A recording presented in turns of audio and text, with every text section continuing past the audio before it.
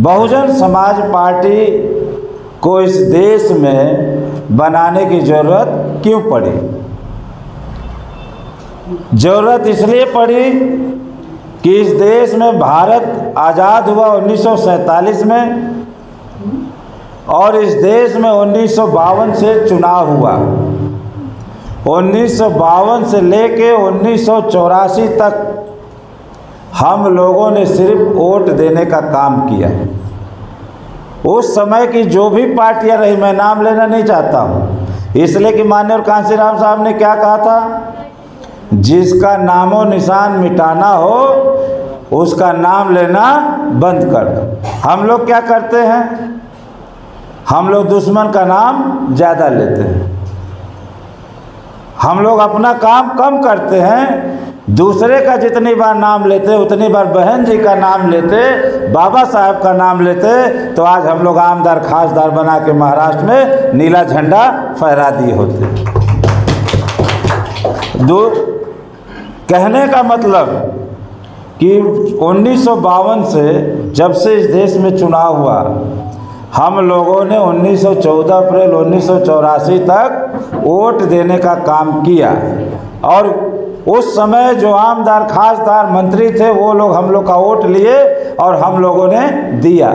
हमारी कोई पार्टी नहीं थी जिससे हम वोट लेते। हमें वोट लेने का ढंग किसने सिखाया? 14 अप्रैल 1984 को बाबा साहब के जन्मदिन पे बहुजन समाज पार्टी की स्थापना करके माननीय कांशीराम साहब ने नारा दिया कि बीएसपी की क्या पहचान, नीला झंडा। तो अब कोई भी दूसरा नीला झंडा लेके आएगा और अलग चुनाव चिन्ह लेके आएगा तो आप लोगों को वोट नहीं देना है। किसको देना है? बीएसपी की क्या पहचान, नीला झंडा, हाथी निशान पे बटन दबाएंगे तो माननीय बहन जी इस देश की प्रधानमंत्री बनेंगी। और नीला झंडा समझ के दूसरे को दे दिए तो वो वोट पता नहीं कहाँ जाएगा और हम लोग की समस्या वहीं की वहीं रह जाएगी। तो 14 अप्रैल 1984 तक हम लोग वोट देते थे और बहुजन समाज पार्टी की जरूरत क्यों पड़ी कि इस देश में इतने दिन तक शासन रहा, जो 40 साल, 15 साल, 10 साल, इन लोगों ने बहुजन समाज पार्टी का दलित, शोषित, वंचित, अक़लियत, पिछड़े समाज का भला नहीं किया। न सामाजिक विकास हुआ, न राजनीतिक विकास हुआ, न आर्थिक हुआ, सबका विकास रुक गया। जिसके लिए माननीय कांशीराम साहब ने पूरे देश में घूमने के बाद कहा कि बहुजन 6743 जातियों का यदि विकास करना है, वंचित, शोषित, पिछड़े समाज, अक़लियत का, तो माननीय कांशीराम साहब ने 14 अप्रैल 1984 को बहुजन समाज पार्टी की स्थापना की। अब पार्टी की स्थापना की तो हमको जानना जरूरी क्या है, बहुजन समाज पार्टी की स्थापना क्यों हुई? सामाजिक परिवर्तन, आर्थिक मुक्ति के लिए बहुजन समाज पार्टी की स्थापना हुई। हम बहुजन समाज पार्टी को कैसे आगे बढ़ाएंगे? तो माननीय बहन जी ने बताया है कि समाज के सभी संतों, गुरुओं, महापुरुषों के विचारों से बहुजन समाज पार्टी आगे बढ़ी है। जब माननीय बहन जी ने उत्तर प्रदेश में महापुरुषों के बारे में, चाहे महात्मा ज्योतिबा फुले साहब हों, माता सावित्री बाई हों, या फिर छत्रपति साहू जी महाराज हों, नारायणा गुरु हों, पेरियार जी हों, या फिर हमारे बीच में बाबा साहब डॉक्टर भीमराव अंबेडकर, माननीय कांशीराम साहब, जब महापुरुषों के विचारों को माननीय बहन जी ने बताया तो ये हमारा समाज महापुरुषों के विचारों को सुन के कैडराइज हुआ। कैसे हुआ? तथागत गौतम बुद्ध जी ने क्या कहा? बुद्धम शरणम। तो अंधविश्वास से दूर, पाखंड से दूर हमको कहाँ जाना है? बुद्ध की शरण में, जहाँ विज्ञान है, तर्क है और तथागत गौतम बुद्ध जी के महामानव और देश में दया, शांति, करुणा के विचार हैं, जिसको जापान ने माना। अब हम लोग यहाँ बैठे हैं, जापान में पहले संविधान का पहला आर्टिकल क्या है? जो देश का, जो संसार में सबसे आगे तकनीकी मायने में कोई देश है तो वो जापान है।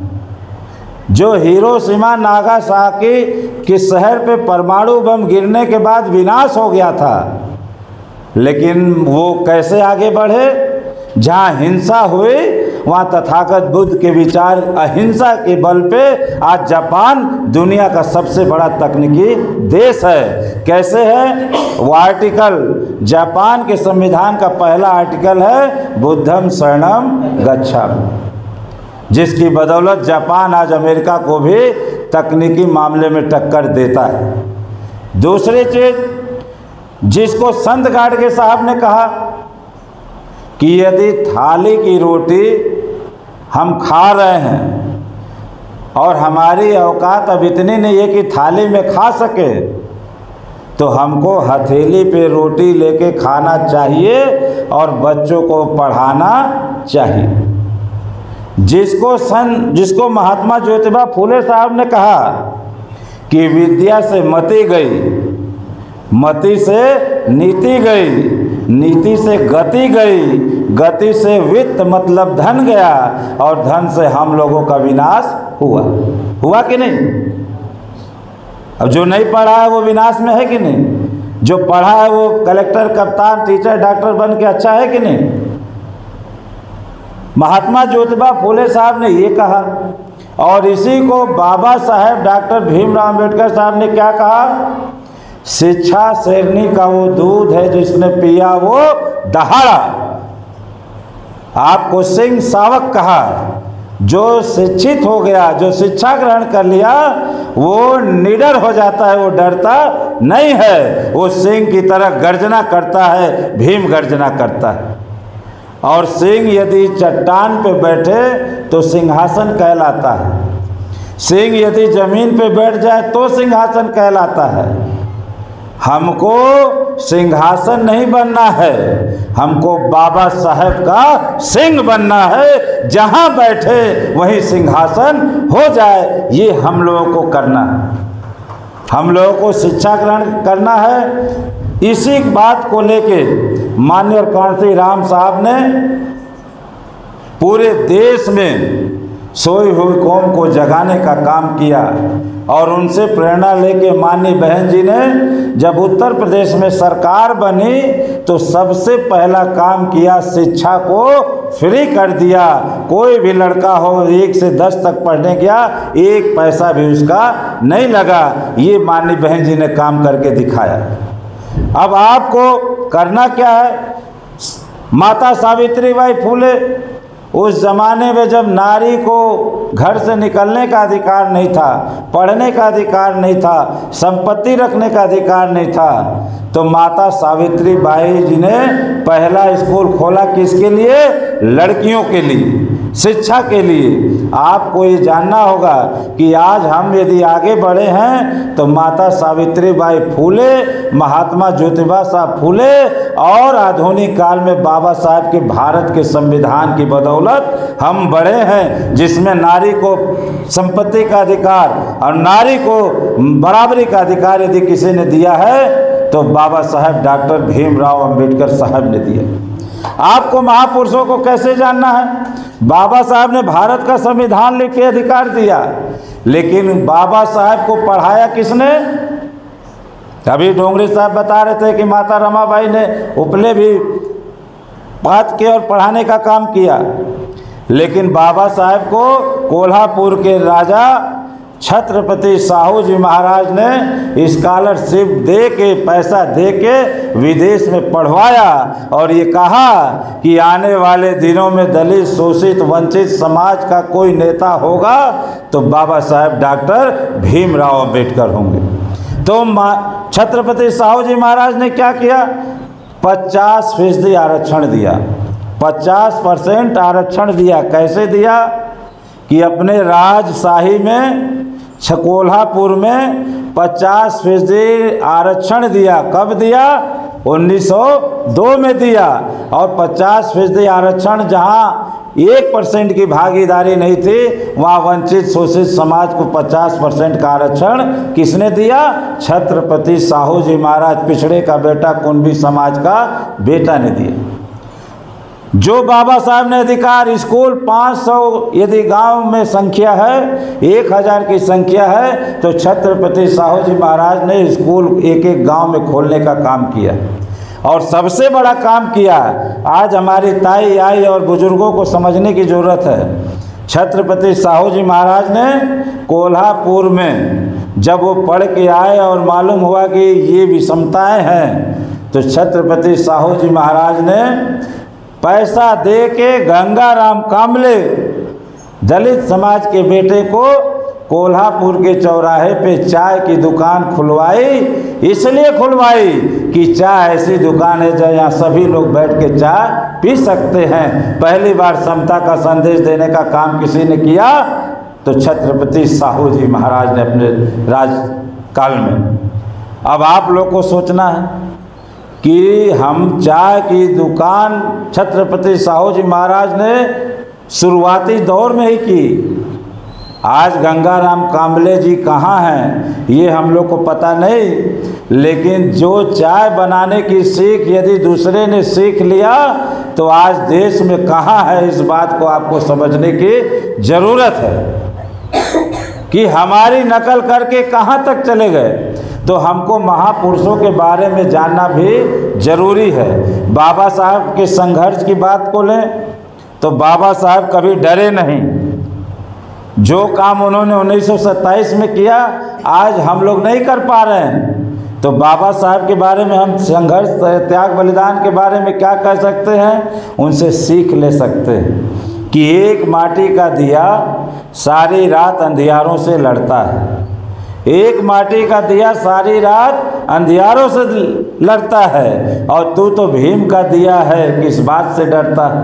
किस बात से डरता है? हम बाबा साहब के अनुयायी हैं तो हमको डरने की जरूरत। माननीय कांशीराम साहब ने क्या किया? बहुजन समाज को जगाने के लिए 4500 किलोमीटर साइकिल चलाई देश के कोने कोने में। आदरणीय माननीय बहन जी ने उनका साथ दिया। माननीय कांशीराम साहब गांव गए, पैरा पे सोए, मेड़ खलिहान पे बैठे, पैदल चले, साइकिल चलाई और बहुजन समाज पार्टी को जगा के बहुजन समाज पार्टी की स्थापना की। माननीय कांशीराम साहब का जो नारा है उस नारे को आप सभी लोगों को जानना चाहिए। माननीय कांशीराम साहब ने पहला नारा क्या दिया कि बीएसपी की क्या पहचान, नीला झंडा हाथी निशान। दूसरा नारा क्या दिया? वोट हमारा राज तुम्हारा नहीं चलेगा। बोलिए भाई, ये हम लोग भूल गए हैं, तभी दूसरे का राज चल रहा है कि नहीं? तो इस नारे को आप लोग गांव गांव फैलाइए कि वोट हमारा राज तुम्हारा नहीं चलेगा। जिसकी जितनी संख्या भारी उसकी उतनी भागीदारी। अब हम लोग 52% पिछड़े समाज के हैं, कुंभी, चौहान, यादव, गौरी समाज के, मल्लाह है, मांझी है, केवट है, नाई है, धोबी है। ये 52% पिछड़े समाज के लोग को किसने भागीदारी दिया? बहुजन समाज पार्टी ने दिया। तो माननीय कांशीराम साहब ने नारा दिया, जिसकी जितनी संख्या भारी उसकी उतनी भागीदारी। जो जमीन सरकारी है वो जमीन हमारी है। अब यहाँ पता नहीं आप लोग को जमीन मिली कि नहीं मिली?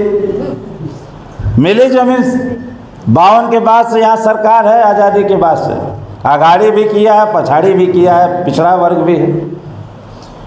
कभी जमीन दिया क्या इन लोगों ने? 1 एकड़ दिया हो, डिसमिल दिया हो? लेकिन अब आप लोग इस नारे को गांव गांव बताइए कि जो ज़मीन सरकारी है वो ज़मीन हमारी है। इसको बहन जी ने कैसे किया? उत्तर प्रदेश में 4 बार शासन काल में बहन जी ने ये नारा लगवाया हम लोगों से। सरकार बनी तो माननीय बहन जी ने 1,65,757 लोगों को, भूमिहीनों को कितना ज़मीन दिया? 3 एकड़। 1 एकड़ नहीं, 3 एकड़ खेती के लिए। और पट्टा दिया, और कलेक्टर एसडीएम को रात में लालटेन पकड़ा के और कहा नहीं आज ही नाप के दो, हमारे गरीब वंचित लोग हैं। और हमारे यहाँ कलेक्टर रात में लालटेन जला के, गैस जला के, बत्ती जला के खेतों को नाप के, खूंटा गाड़ के और वो पट्टा देने का काम गरीबों को किया। किसकी बदौलत? आदरणीय बहन कुमारी मायावती जी की बदौलत। अब आप लोगों को गांव में पूछना है, आमदार खासदार आए जो सरकार के लोग आवे, तो आप लोग पूछिए कि बहन जी ने उत्तर प्रदेश में छोटे से शासनकाल में 4 बार में 3 एकड़ जमीन पट्टा नाप के, लिख के, कब्जा करा के दिया। आप लोगों ने हम गरीबों को कितना दिया? ये पूछेंगे कि नहीं? ये पूछिए आप लोग। दूसरी चीज, आज आप लोग देख रहे हैं कि माननीय बहन जी ने सबसे पहले स्कूल बनवाया, मेडिकल कॉलेज बनवाया, आईटीआई कॉलेज बनवाया और दुनिया का सबसे बड़ा फार्मूला 1 रेस कोर्स कहाँ बनाया? गाजियाबाद में। जब कोरोना में लोग मर रहे थे तो पूरे देश के लोग परेशान थे। यदि माननीय बहन जी ने ऑक्सीजन प्लांट गाजियाबाद में नहीं बनाया होता तो गैस सिलेंडर ऑक्सीजन की ना आई होती तो और लोग मरे होते। ये बहन जी की देन है कि लोगों को ऑक्सीजन मिला और मरता हुआ आदमी बचा। आपको ये भी बताना है कि हमारे यदि लड़के घर में पैदा होते हैं तो हम लोग खुश होते हैं, और कन्या पैदा हो जाए तो खुशी थोड़ी कम हो जाती है। इसको दूर करने के लिए माननीय बहन जी ने जैसे घर में कन्या आई उसके नाम से 25,000 रुपये तुरंत फिक्स करा दिया, और 18 साल में जब उसकी शादी होगी तो वो लाखों लाख रुपए हो जाएगा। माँ बाप को किसी से कर्जा मांगने की जरूरत नहीं पड़ेगी। माननीय बहन जी ने ये नारी कन्या के लिए किया। माननीय बहन जी ने जो 10वीं पास है उनको साइकिल दिया पढ़ने के लिए, लड़कियों को 25,000 रुपये दिए कि हमारी लड़की पढ़ेगी तो आगे बढ़ेगी। माननीय बहन जी ने 78,000 शिक्षकों की भर्ती की, क्योंकि आज की सरकार क्या है? पूरे केंद्र और प्रदेश में सरकार है, 2 स्कूल गांव में सरकारी हैं तो 1 स्कूल मोजल हो गया है, अब 2 से 1 हो गए हैं। और माननीय बहन जी ने क्या किया? हजारों हजार स्कूल नए बनवाए और 76,000 मास्टरों की भर्ती की, उनको पक्की नौकरी दी। 78,000 सिपाहियों की भर्ती पुलिस की। और माननीय बहन जी ने कानून ऐसा चलाया कि अपराधी या तो जेल में चले गए या तो उत्तर प्रदेश के बाहर चले गए। बाघ और बकरी को एक हाथ पे पानी किसी ने पिलाया तो आदरणीय बहन कुमारी मायावती जी। आज हमारे बीच में माननीय बहन जी हैं, बहुजन समाज पार्टी के लिए कार्यकर्ताओं के बीच में हम लोग को भेजा है। अब आप बताइए, सरकार, केंद्र की सरकार क्या कहती है कि सबका साथ सबका विकास। दलित समाज की बेटी के ऊपर मिट्टी का तेल डाल के जला दिए।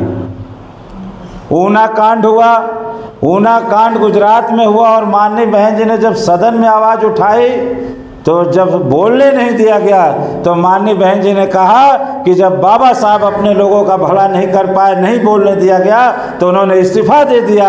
और आज मैं जब अपने समाज का भला नहीं कर पा रहे तो ऐसे सदन में सांसद बने रहने से अच्छा है मैं इस्तीफा दे के जा रही हूँ, और जब तक सदन में नहीं लौटूंगे जब तक मैं इस देश में अपनी सरकार न बना लूँ। आज माननीय बहन जी आप देख रहे हैं, अभी आदिवासी समाज के बेटे पे आप लोग पढ़ रहे हैं, और किसी ने देश में नहीं बोला, न पंत प्रधान बोले, न मुख्यमंत्री बोले, किसी ने नहीं बोला। यहाँ तक कि इस देश की राष्ट्रपति आदरणीय शेड्यूल ट्राइब की माननीय द्रौपदी मुर्मू जी हैं, जिनको इन लोगों ने कहा कि सबका साथ सबका विकास और शेड्यूल ट्राइब को इस देश का राष्ट्रपति बनाया और राष्ट्रपति का सम्मान किया। लेकिन आज जब शेड्यूल ट्राइब के बेटे पे ये कार्य हो रहा है तो किसी ने बोलने का काम नहीं किया है। किसने बोला? आदरणीय बहन कुमारी मायावती जी ने जब ट्वीट किया कि ये गलत है, तब जाके मध्य प्रदेश के सीएम आदरणीय शिवराज सिंह चौहान ने उसको गिरफ्तार किया, करवाया और संपत्ति जब्त कराए जो एनएसए लगा, जिनको माननीय बहन जी ने कहा था कि ये कार्रवाई होनी चाहिए। यदि माननीय बहन जी नहीं बोलते तो ये कार्रवाई नहीं होती। अब देखिए हम लोगों को कैसे भुलवावा देते हैं। जैसे ही बहन जी ने ट्वीट किया और वो अपराधी पकड़ा गया तो कैसे हम लोग का वोट लेके छलावा करते हैं। अब वहाँ के भोपाल से सीधी की दूरी 600 किलोमीटर है।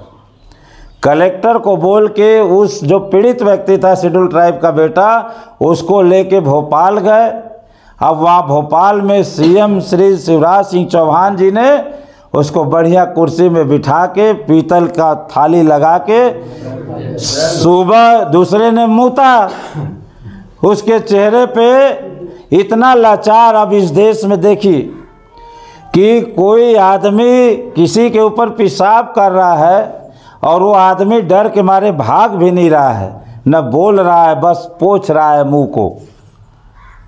इतना मतलब दबाया गया हम लोगों को, दलित और शेड्यूल ट्राइब के बेटे को, और उसको ले जाके वहाँ बढ़िया कुर्सी में बिठा के माला पहना के और शाल ओढ़ा के खाना खिला के और पीतल की परात में पांव धो के कह रहे हैं मुख्यमंत्री कि हमसे गलती हो गई, हम क्षमा चाहते हैं, हम पश्चाताप कर रहे हैं। ये तो वही बात हुई कि सर काट लो और बाल की पूजा करो। मैंने एक आपका प्रतिनिधि, एक जनप्रतिनिधि का प्रतिनिधि मूते और दूसरा सीएम उसको जाके धोए, तो ये मूत्र विसर्जन कब तक होगा? यदि माननीय बहन जी नहीं रहेंगी, अभी हमारे महाराष्ट्र में नांदेड़ में भाले राव की हत्या हो गई। 3000 रुपये कर्ज लिए, कर्ज कौन नहीं लेता गरीबी में?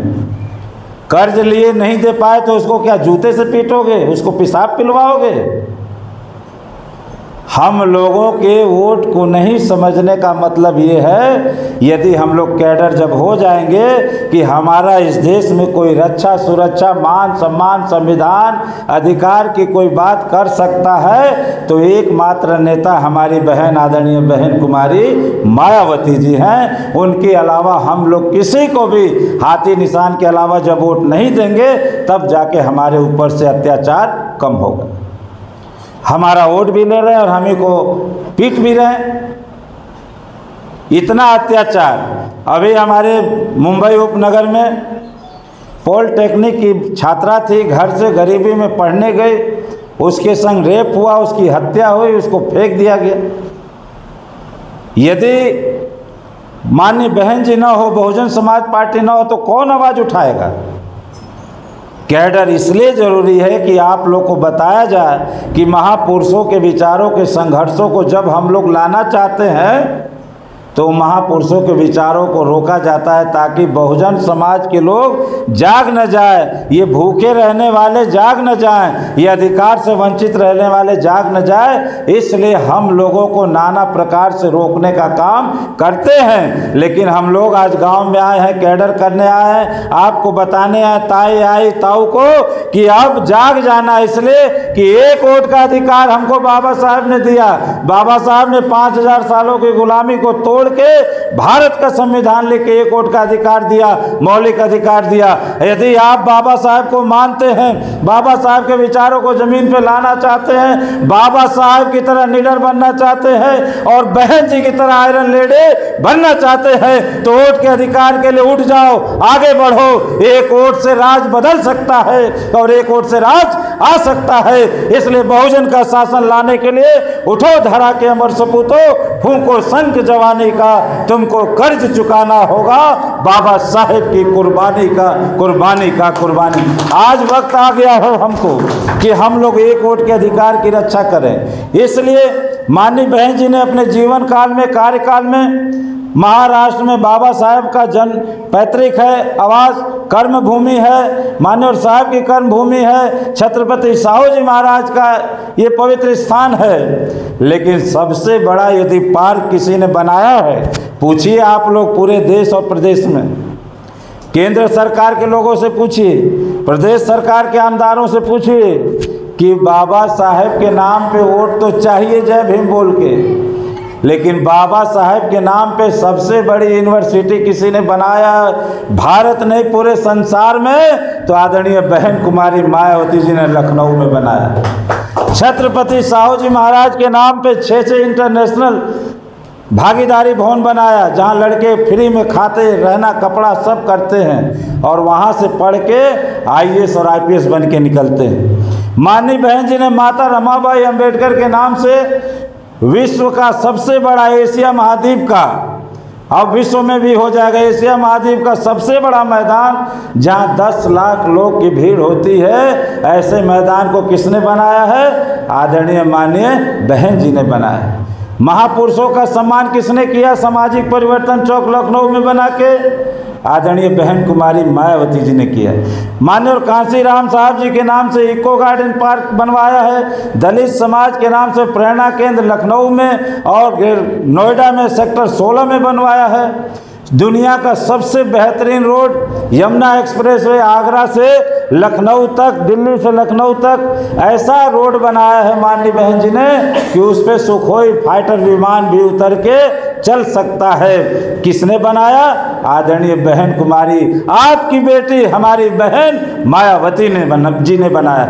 इसलिए मैं आपसे कहना चाहता हूं कि हमको महापुरुषों के विचारों से सीख लेनी चाहिए। आज लोग रात में आने से डरते हैं और माननीय बहन जी के शासन काल में हमारी बच्ची, लड़के रात में कभी भी कहीं से घूम के आ जाए, किसी की मजाल नहीं कि कोई छेड़खानी हो जाए। आपको मैं बता दूं, माननीय कांशीराम साहब जी ने नारा दिया, खाली कर दो रास्ते BSP के वास्ते, ये नारा दिया।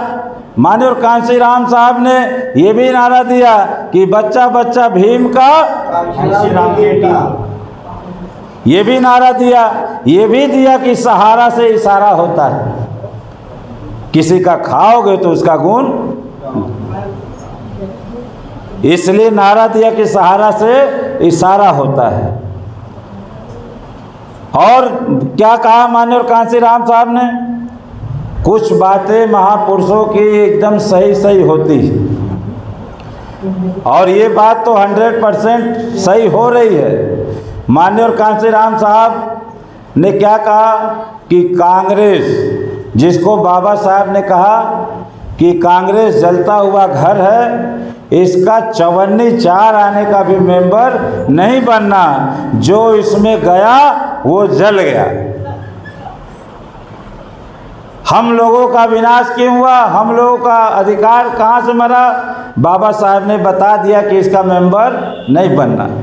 माननीय कांशीराम साहब ने क्या कहा कि जब कांग्रेस का अंत होगा, कांग्रेस का समापन होगा, आज देख लीजिए ना केंद्र में सरकार है ना प्रदेश में है, तो जब कांग्रेस का अंत होगा तो भारतीय जनता पार्टी का उदय होगा। आज 14 से लेके 10 साल हो गए, होने जा रहे हैं, शासन है। यदि कांग्रेस का अंत होगा तो अंत हुआ, बीजेपी का शासन होगा तो हुआ। और साहब ने अंतिम बात क्या कहा? कांग्रेस का अंत होगा, बीजेपी का उदय होगा, और जब बीजेपी का अंत होगा तब बहुजन समाज पार्टी का शासन इस देश में होगा। तो आप इससे ताई अंदाज लगा लीजिए कि साहब की बात कभी गलत नहीं होती। कांग्रेस का अंत हुआ, बीजेपी का भी अंत होने जा रहा है। जब ऐसे पेशाब करेंगे तो कौन वोट देगा? किसी को मार देंगे, किसी को जला देंगे, किसी के ऊपर पेशाब कर देंगे तो कौन देगा? और कहेंगे सबका साथ सबका विकास। हमारे माननीय इंजीनियर खासदार साहब कहते हैं, हम लोगों को कैसे भुलवाया इन लोगों ने कि 1 किलो नमक, 1 किलो तेल, 4 किलो चावल, 1 किलो चना। और 1 किलो नमक दे दिया तो पीछे से लगा दिया कि देखो भाई नमक खाए हो तो नमक हलाली करना, हरामी नमक का हिसाब देना। तो हमारे लोग भी भुलावे में आ गए, ऐसा नमक खाए कि 10 साल के लिए शासन दे दी। अब यहाँ हमको बताना है कि 1 किलो नमक पे आप लोगों का ध्यान बांट लिया, उन्होंने वोट ले लिया, लेकिन माननीय बहन जी ने 1.25 लाख पुरुष महिला को नौकरी दी सफाई कर्मचारी में, जो साक्षर हैं, जो पढ़े लिखे दस्तखत करना जानते हैं, गरीब हैं, उनको माननीय बहन जी ने उत्तर प्रदेश में सफाई कर्मचारी 1.25 लाख की भर्ती की। और उनको पगार कितनी मिलती है? 38 से 40 हज़ार। यदि हम लोग इस बात को बता देंगे कि 1 किलो नमक एक तरफ और 40,000 रुपये महीने का एक तरफ, और 30 साल नौकरी करनी है। यहाँ नमक आपने वोट नहीं दिया तो बंद हो जाएगा, लेकिन माननीय बहन जी ने आज नौकरी लगाया तो 30 साल बाद तक वो नौकरी करेंगे।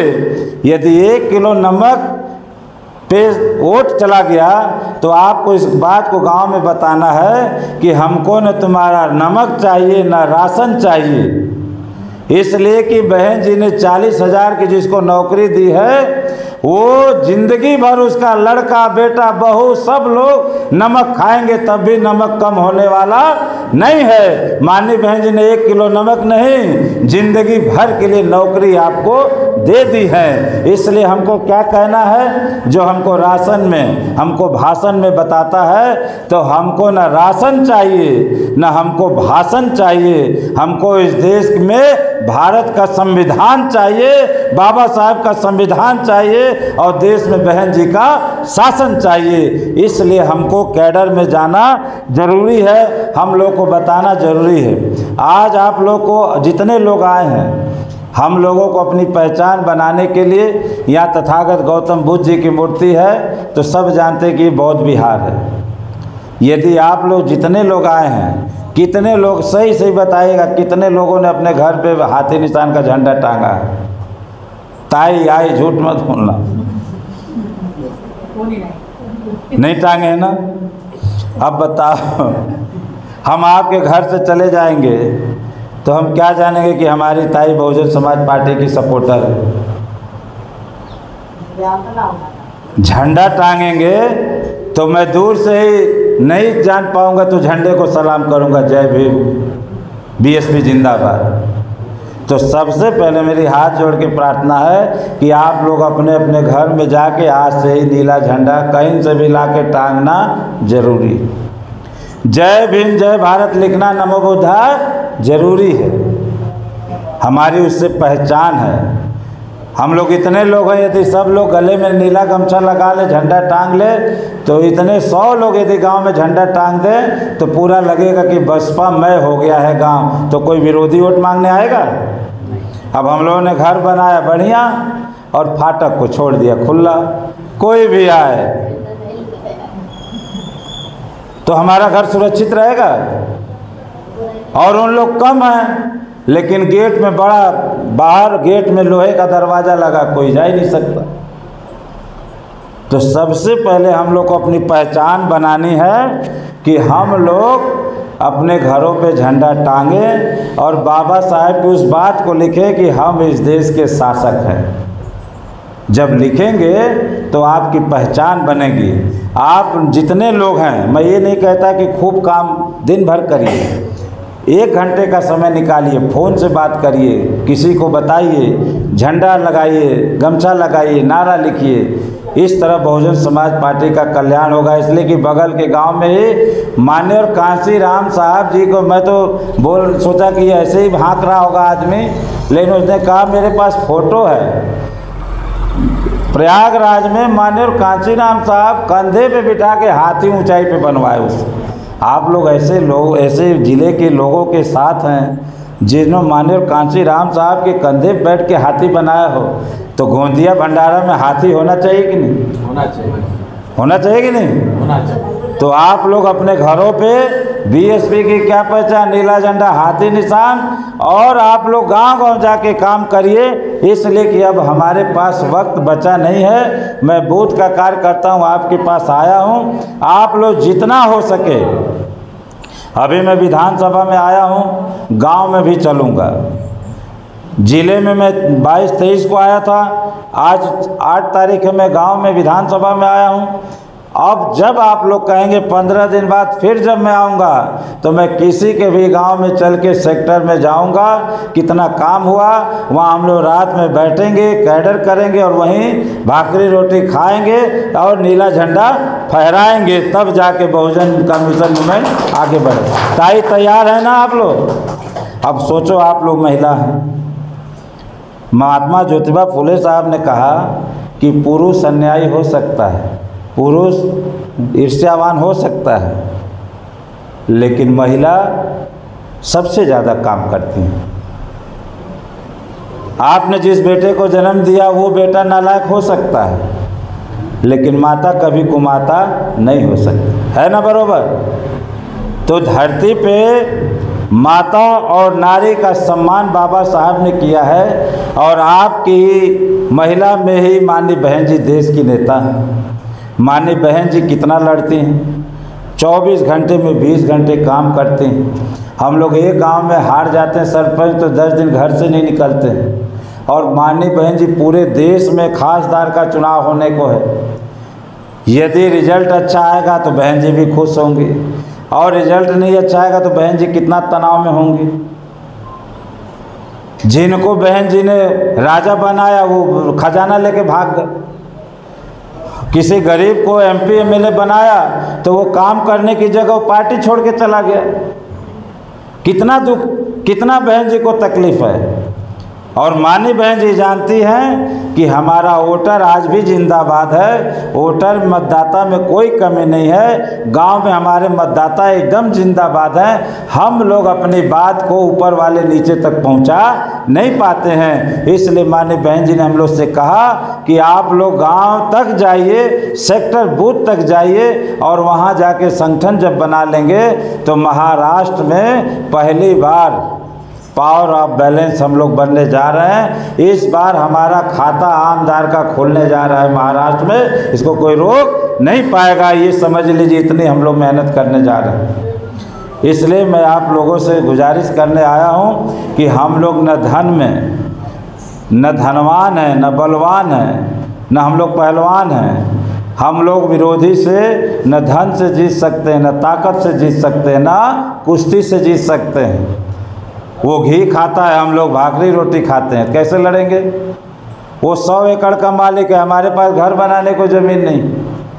वो करोड़पति है, हम 100 रुपये के लायक नहीं हैं। लेकिन इसका भी उपाय बाबा साहब ने संविधान में लिखा है कि धनवान, बलवान, पहलवान को यदि चित किया जा सकता है तो जब 5 साल में एक बार चुनाव हो तो हाथी पे बटन दबा के सरकार भी बनाई जा सकती है और सरकार भी गिराई जा सकती है। इसलिए आप लोग रात में सोचना, जो माननीय बहन जी ने कहा कि पूरे देश में 84 के बाद बहुजन समाज पार्टी के आमदार हुए हैं, चाहे वो कर्नाटक हो, तेलंगाना हो, कर्नाटक हो, आंध्रा हो, या मध्य प्रदेश हो, छत्तीसगढ़ हो, राजस्थान हो, दिल्ली हो, हरियाणा हो, पंजाब हो, हिमाचल हो, जम्मू कश्मीर हो, उत्तराखंड हो, बिहार हो, दिल्ली हो, इन सब जगहों पे आमदार का खाता खुल गया है। महाराष्ट्र ऐसा प्रदेश है जहां आज तक खाता नहीं खुला आमदार का, और सबसे ज़्यादा यहाँ चैत्य भूमि, दीक्षा भूमि, संत गाडगे, संत तुकाराम, महात्मा ज्योतिबा फुले साहब, छत्रपति साहू जी महाराज का ये पावन प्रदेश है। और यहाँ से हम लोग शिक्षा लेके उत्तर प्रदेश में 4 बार बहन जी को मुख्यमंत्री बना दिए, तो आप लोगों का भी दायित्व है कि नहीं? एक बार 24 में खाता आमदार का खुलवा दीजिए, हम लोग तैयार हैं, जहाँ जहाँ जरूरत होगी हम चलेंगे। और इस बार हम लोगों को पावर ऑफ बैलेंस बनना है। माननीय बहन जी को इस देश का PM बनाने के लिए आप बिहार खोलिए नेशनल चौपाल, यूट्यूब में 4, 5, 6 को कैडर हुआ है। बिहार के राजगीर जहाँ भारत ने विश्व का सबसे बड़ा सेंटर है Tathagata Gautam Buddha ji international convention centre, जहाँ 6000 लोग 4, 5, 6 तारीख को आप भी गए हैं वहाँ, रहना खाना फ्री, और इतना कैडर हुआ है 3 दिनों में कि पूरा बिहार नीला हो गया। छत्तीसगढ़ झारखंड के लोग वहाँ कैडर करने आए हैं और संदेश दिया है। कौन दिया है? जैसे महाराजा छत्रपति साहू जी महाराज ने पिछड़े होके शेड्यूल कास्ट को आगे बढ़ाया, आज बिहार में अनिल कुमार पटेल ने ठाना है, वो कुर्मी का बेटा है, कुंभी का, लेकिन नारा दिया है मैं पिछड़े का बेटा हूं, लेकिन दलित और माननीय बहन जी को इस देश का पीएम बनाना है। हम लोगों ने भी ठाना है कि इस बार जब ये संगठन बन जाएगा तो हम लोग भी कैडर कैंप यहाँ कराएंगे, जिससे सभी के दिलों में जो कैडर नहीं समझ पाते हैं, जो कैडर में नहीं गए हैं, वो सब लोग भी सीख लेंगे। इसलिए इन्हीं सब शब्दों के संग मैं आप सभी का अभिवादन करते हुए और इतना कहना चाहूँगा कि बीएसपी की पहचान को आप लोग जिंदा करिए, गांव-गांव जाके बताने का काम करिए। माननीय बहन जी इस देश की प्रधानमंत्री बनने जा रही हैं, इसमें आपको कोई शक शुबा नहीं होना चाहिए। और हाथी पे ही बटन दबाना, जब आप लोग 5 साल अपना खा के जीते हैं तो एक दिन जिस दिन चुनाव है दूसरे का क्यों खाएं हम? बरोबर है कि नहीं? 5 साल में चुनाव होता है और 4 साल 11 महीना 29 दिन हम अपना खाते हैं, अपना कपड़ा पहनते हैं, अपने घर में रहते हैं। हमारे बेटे को कोई एक झापड़ मार दे तो लड़ते हैं कि नहीं? क्यों लड़ते हैं? कि हमारा बेटा है। क्यों मारे? यदि हमारी ज़मीन को कोई कब्जा करे तो छोड़ते हैं क्या? अपने लिए इतनी सोच है कि मेरे बेटे कोई मार दे तो लड़ेंगे, हमारे ज़मीन को कोई छेड़े तो लड़ेंगे। अपने लिए जीते हैं हम लोग तो इतना करते हैं। और बाबा साहब ने तो पूरे मानवता के लिए भारत के संविधान में 1 वोट का अधिकार दिया कि आप लोग अपने लिए जियो, लेकिन 5 साल में एक दिन भूखे रह के भी हाथी पे बटन दबाओ और इस देश में बीएसपी का शासन लाओ। तो कोई कमी है क्या? जब 4 साल 11 महीना 29 दिन जी सकते थे, दिन भूखे नहीं जी सकते बहन जी के लिए? बोलिए, बाबा साहब के विचारों के लिए जी सकते हैं कि नहीं? तो इस बार कोई कितना भी लालच दे, कितना भी भरमाए, याद कर लीजिए और करवाइए कि बीएसपी की क्या पहचान? नीला झंडा, वोट हमारा राज तुम्हारा नहीं चलेगा। ये 2 चीज़ याद कर लीजिए। माननीय बहन जी ने संदेश दिया है और 24 में भूखे भी रहना पड़े तो इज्जत, सम्मान, स्वाभिमान से बढ़ के दुनिया में कोई चीज़ नहीं है। हमारी बहन बेटियों की आबरू कोई लूटे हमारे सामने तो हमको डूब मरना चाहिए। और इससे बचने का एक ही उपाय है कि इस देश में माननीय बहन जी को इस देश का पीएम बनाना चाहिए। इसलिए फिर कह रहा हूँ कि जब तक माननीय कांशीराम साहब जिंदा थे तो नारा देते थे कि हमारी पहचान नीला झंडा हाथी निशान है, और माननीय साहब सोचे कि मैं नहीं रहूँगा तब इन लोग क्या करेंगे। तो इसके लिए भी माननीय कांशीराम साहब कह गए कि जब मैं इस दुनिया में नहीं रहूँगा तो जहाँ भी नीला झंडा फहर रहा हो और हाथी निशान दिख रहा हो तो समझना कांशीराम साहब अभी जिंदा है।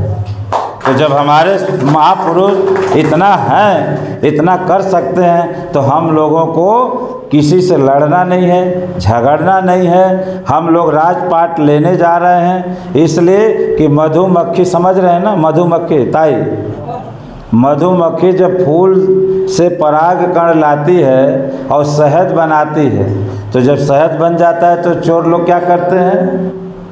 धुआं लगाएंगे, पत्थर मारेंगे कि मधुमक्खी उड़े तो हम शहद काट के खा जाएं। करते हैं कि नहीं? इसी तरह हम लोगों की सरकार बनने जा रही है पूरे देश में। बिना बहन जी को प्रधानमंत्री बनाए इनकी खैर नहीं है। भाजपा साफ हो रही है, कांग्रेस का पता नहीं है। अब सब लोग कह रहे हैं कि बहन जी से बड़ा नेता कोई इस देश में नहीं है। इसलिए हम लोग जो शहद बना लिए हैं बहुजन समाज का, अब इस देश में बाबा साहब के संविधान के अनुसार सबका कल्याण होगा, तो इन लोगों को ऐसा लग रहा है कि अब शहद खाने का वक्त आ गया है, 24 में पत्थर मारेंगे और शहद लूट के ले जाएंगे। लेकिन इस बार ये नहीं जानते ये महापुरुषों की पार्टी है। लखनऊ में माननीय बहन जी भाषण दे रही थी 10 लाख लोगों के बीच में, और एक आदमी ने बगल के पेड़ पे पत्थर मार दिया, बड़ी बड़ी मधुमक्खी उड़ी। वो सोचा कि काट देंगे तो बहुजन समाज की रैली में भगदड़ होगी और लोग परेशान होंगे, लेकिन ये महापुरुषों की पार्टी, महापुरुषों के विचारों की पार्टी है। मक्खी उड़ी, 10 लाख लोगों के ऊपर से हनहनाती भनभनाती उड़ते गई, और बहन जी के सर पे मंडरा के बहन जी भाषण दे रही हैं और मंडरा के उनके चरणों में झुक के फिर वापस चली गई। ये ताकत है बहुजन समाज पार्टी की। और अब शहद ऐसे नहीं ले जाने देना है, किसी ने छुआ तो हमको अकेले नहीं लड़ना है, सब मधुमक्खी को मिल के दौड़ा के लड़ना है कि यदि 100 मधुमक्खी किसी पे बैठ गई तो अपने आप वो डर के मारे भाग जाएगा, काटना तो छोड़ दीजिए। इसलिए अब अकेले नहीं लड़ना है। पिछड़े समाज का बेटा भी साथ है, शेड्यूल ट्राइब आदिवासी का बेटा साथ है, मुसलमान का बेटा साथ है, और अखिलेश समाज के लोग तैयार हैं। इसलिए माननीय बहन जी ने नारा दिया, सर्वजन हिताय सर्वजन सुखाय।